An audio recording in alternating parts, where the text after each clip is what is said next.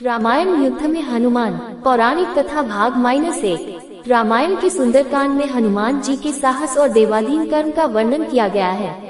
हनुमान जी की भेंट राम जी से उनके वनवास के समय तब हुई जब राम जी अपने भ्राता लक्ष्मण के साथ अपनी पत्नी सीता की खोज कर रहे थे। सीता माता को लंकापति रावण छल से हरण करके ले गया था। सीता जी को खोजते हुए दोनों भ्राता ऋषिमुख पर्वत के समीप पहुंच गए, जहां सुग्रीव अपने अनुयायियों के साथ अपने ज्येष्ठ भ्राता बाली से छिपकर रहते थे। वानर राज बाली ने अपने छोटे भ्राता सुग्रीव को एक गंभीर मिथ्याबोध के चलते अपने साम्राज्य से बाहर निकाल दिया था और वो किसी भी तरह से सुग्रीव के तर्क को सुनने के लिए तैयार नहीं था। साथ ही बाली ने सुग्रीव की पत्नी को भी अपने पास बलपूर्वक रखा हुआ था। राम और लक्ष्मण को आता देख सुग्रीव ने हनुमान को उनका परिचय जानने के लिए भेजा।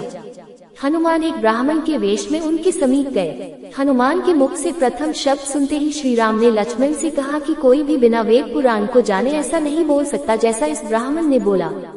राम जी को उस ब्राह्मण के मुख, नेत्र, माथा, भौं या अन्य किसी भी शारीरिक संरचना से कुछ भी मिथ्या प्रतीत नहीं हुआ।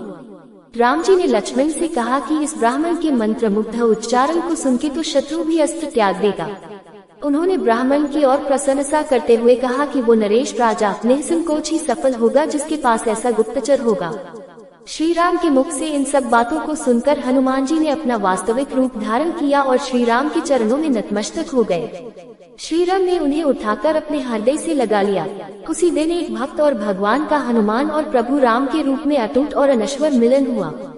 तत्पश्चात हनुमान ने श्री राम और सुग्रीव की मित्रता करवाई। इसके पश्चात ही श्री राम ने बाली को मारकर सुग्रीव को उनका सम्मान और गौरव वापस दिलाया और लंका युद्ध में सुग्रीव ने अपनी वानर सेना के साथ श्री राम का सहयोग दिया। सीता माता की खोज में वानरों का एक दल दक्षिण तट पे पहुंच गया, मगर इतने विशाल सागर को लांघने का साहस किसी में भी नहीं था। स्वयं हनुमान भी बहुत चिंतित थे कि कैसे इस समस्या का समाधान निकाला जाए। उसी समय जामवंत और बाकी अन्य वानरों ने हनुमान को उनकी अद्भुत शक्तियों का स्मरण कराया। अपनी शक्तियों का स्मरण होते ही हनुमान ने अपना रूप विस्तार किया और पवन वेग से सागर को उड़ के पार करने लगे। रास्ते में उन्हें एक पर्वत मिला और उसने हनुमान से कहा कि उनके पिता का उसके ऊपर ऋण है। साथ ही उस पर्वत ने हनुमान से थोड़ा विश्राम करने का भी आग्रह किया, मगर हनुमान ने किंचित मात्र भी समय व्यर्थ न करते हुए पर्वतराज को धन्यवाद किया और आगे बढ़ चले। आगे चलकर उन्हें एक राक्षसी मिली जिसने कि उन्हें अपने मुख में घुसने की चुनौती दी। परिणामस्वरूप हनुमान ने उस राक्षसी की चुनौती को स्वीकार किया और बड़ी ही चतुराई से अति लघु रूप धारण करके राक्षसी के मुख में प्रवेश करके बाहर आ गए। अंत में उस राक्षसी ने संकोच पूर्वक ये स्वीकार किया कि वो उनकी बुद्धिमत्ता की परीक्षा ले रही थी। आखिरकार हनुमान सागर पार करके लंका पहुँचे और लंका की शोभा और सुंदरता को देखकर आश्चर्यचकित रह गए और उनके मन में इस बात का दुख भी हुआ कि यदि रावण नहीं माना तो इतनी सुंदर लंका का सर्वनाश हो जाएगा।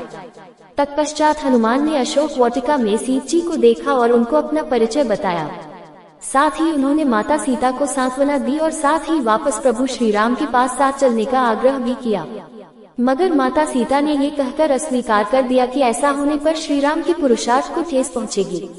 हनुमान ने माता सीता को प्रभु श्री राम के संदेश का ऐसे वर्णन किया जैसे कोई महान ज्ञानी लोगों को ईश्वर की महानता के बारे में बताता है।